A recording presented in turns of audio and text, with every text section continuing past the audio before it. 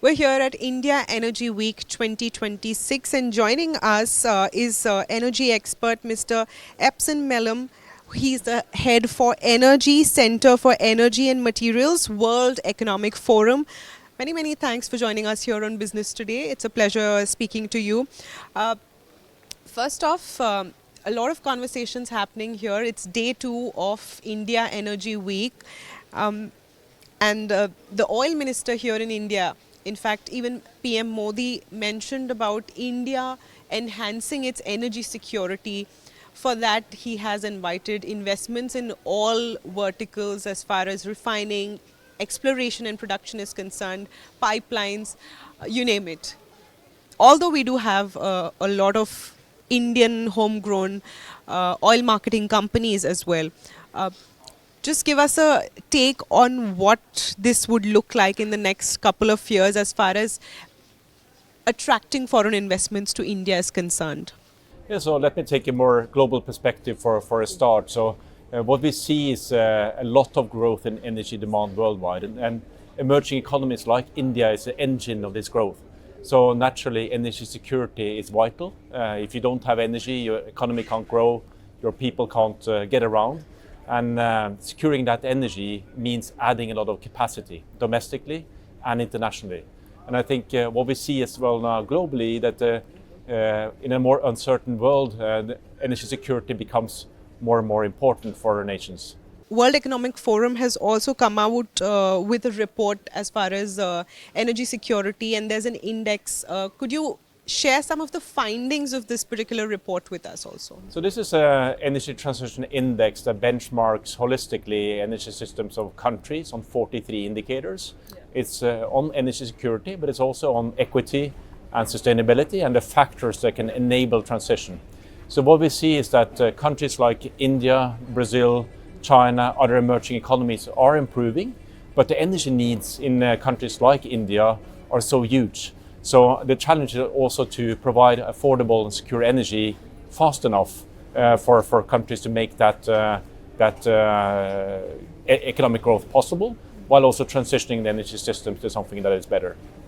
Some of the bilaterals that have been spoken of, especially from an India perspective, because amid the storm of global crude volatility and sanctions, etc., India at IEW 2026 has spoken of bilaterals with not only Canada, UAE. They've also, of course, the historical mother of all deals that has been called between EU and India as well. How do you look at this space evolving in the future, and your view on this as far as global crude oil volatility is concerned and the developments that we're looking at? Yeah. So oil markets have always been volatile. They have gone up and they have gone down, and we've seen big ups and downs. I think and oil is very important for energy security. Think about cars using oil, industries using oil, producing products using oil. So it really makes sense to maximize the use of domestic resources, explore, produce, use domestically, but also bringing those partnerships internationally to secure oil and other energy resources for the future. And that's where India and other countries do well in terms of multiplying and diversifying those partnerships to have several legs to stand on in a certain world. Like you mentioned, diversification, right? And I mean evolving landscape, because every second day we see President Donald Trump saying sanctions on this country if Russian crude is imported. So do you see these partnerships changing the order of which nations you're partnering with in the future or in the next couple of months in 2026 and 2027 or so across many nations globally as well? I think people are waking up to how uncertain this world has become, right, geopolitically, and also what that means on the energy side of things. And one thing it definitely means is to build more partnerships that are long-term partnerships. They can also bring that diversity, but also bring predictability to investors. We're talking about very long-term investments in the oil and gas business. Infrastructure is capital heavy.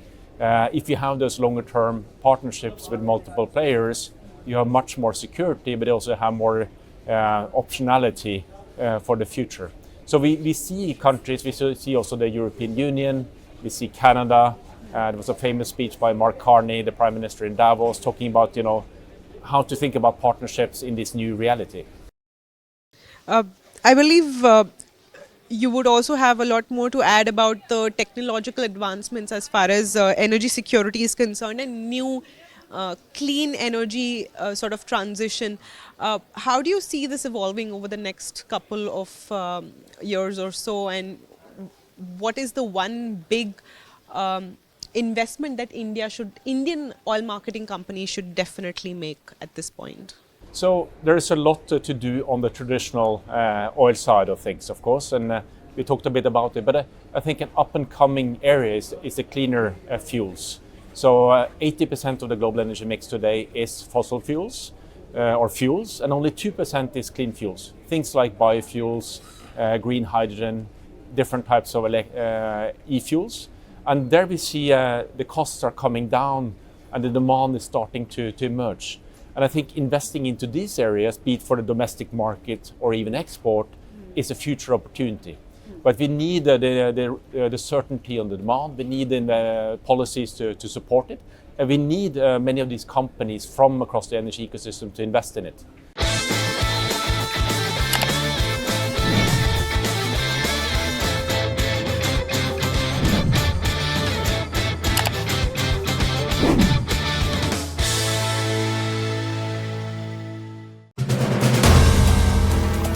If you like the video, do like, comment, share and subscribe.